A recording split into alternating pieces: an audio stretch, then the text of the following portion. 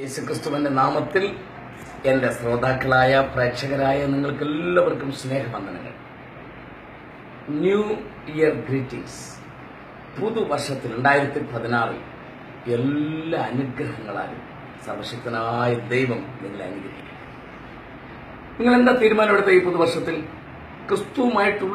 യേശുക്രിസ്തുവുമായിട്ടുള്ള നിങ്ങളുടെ സ്നേഹബന്ധം എങ്ങനായി തീരണം എന്നാണ് നിങ്ങൾ ആഗ്രഹിച്ച് നിങ്ങൾക്കാകുവാൻ ഒരു തീരുമാനമെടുക്കുവാൻ ഞാൻ നിങ്ങളുടെ മുമ്പിൽ വിഷ്വലായിട്ടുള്ള ഒരു ചെറിയ ഉദാഹരണം കാണിച്ചു തരാം. ഇതാ നോക്ക്. ഇതൊരു മനുഷ്യന്റെ ജീവിതമാണെന്ന് വിചാരിക്കുക. ഒരു ഗ്ലാസ് വെള്ളം, ഇതൊരു മനുഷ്യന്റെ ജീവിതമാണ്. ആ ജീവിതത്തിൽ ക്രിസ്തുവിന് നിഴലായി ഞാൻ ഇതിനകത്തൊരു നാരങ്ങ എഴുതുകയാണ്.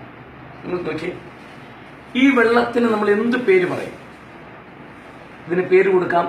നാരങ്ങ കിടക്കുന്ന വെള്ളമായതുകൊണ്ട് നാരങ്ങ വെള്ളം, നാരങ്ങ ഇട്ടിരിക്കുകയാണ് ഇതിനകത്ത്. ഈ നാരങ്ങ വെള്ളത്തിന്റെ പ്രത്യേകത, ഏതു സമയത്ത് വേണമെങ്കിലും ഇതിനകത്ത് കിടക്കുന്ന ഈ നാരങ്ങ നമുക്ക് പുറത്തെടുക്കാം, ഇടുകയും ചെയ്യാം. വെള്ളത്തിന് ഫ്രീ ആകാം. നാരങ്ങ ഇടുകയും ചെയ്യാം, എടുക്കുകയും ചെയ്യാം. കാരണം ഇത് നാരങ്ങ വെള്ളമാണെങ്കിലും ഈ നാരങ്ങ വെള്ളത്തിന് ഇനി ഞാൻ നിങ്ങളുടെ മുമ്പിൽ കാണിക്കാൻ പോകുന്ന നാരങ്ങ വെള്ളവുമായി ഒരു വ്യത്യാസമുണ്ട്. ഇതാ, അടുത്ത ഒരു ഗ്ലാസ് വെള്ളം ഞാൻ എടുക്കുന്നു. ഈ വെള്ളത്തിനകത്തേക്ക് ഞാൻ ഈ നാരങ്ങ, ഇതാ നോക്ക്, നിങ്ങൾ ശ്രദ്ധിച്ചു നോക്കിയേ. ഈ നാരങ്ങ ഇതിനകത്ത് ഞാൻ പിഴിഞ്ഞ് ചേർക്കുകയാണ്. ഇതിനകത്ത് നന്ന ഭംഗിയായിട്ട് പിഴിഞ്ഞ് ചേർത്തു. ശ്രദ്ധിക്കാം. ഞാൻ ഈ തൊണ്ടൻ കളഞ്ഞു. ഇപ്പോൾ ഞാൻ നിങ്ങളുടെ മുമ്പിൽ 2 നാരങ്ങ വെള്ളം കാണിക്കും.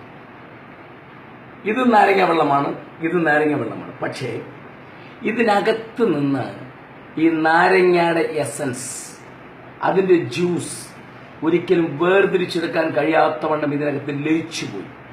ഇതിനകത്തും നാരങ്ങ എപ്പോഴും പുറത്തെടുക്കാം. ഇത് രണ്ടും നാരങ്ങ വെള്ളം എന്ന പേരിൽ അത്യാവശ്യം നമുക്ക് അറിയപ്പെടാമെങ്കിലും രണ്ടിന്റെ സ്വഭാവം രണ്ടാണ്.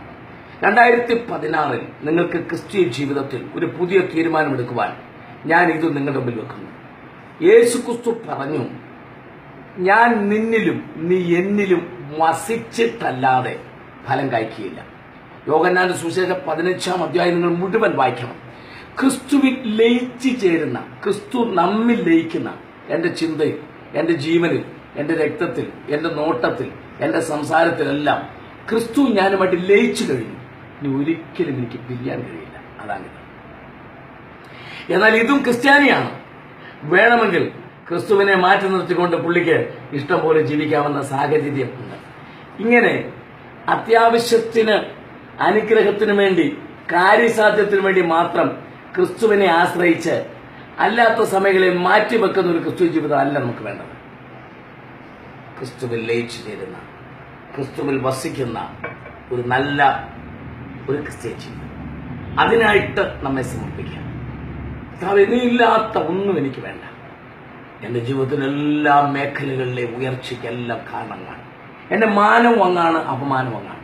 എന്റെ കഴിവുകേടും അങ്ങ് അറിയുന്നു.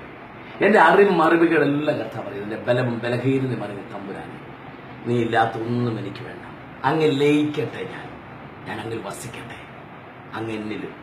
അതാണ് 2016 എന്റെ തീരുമാനം.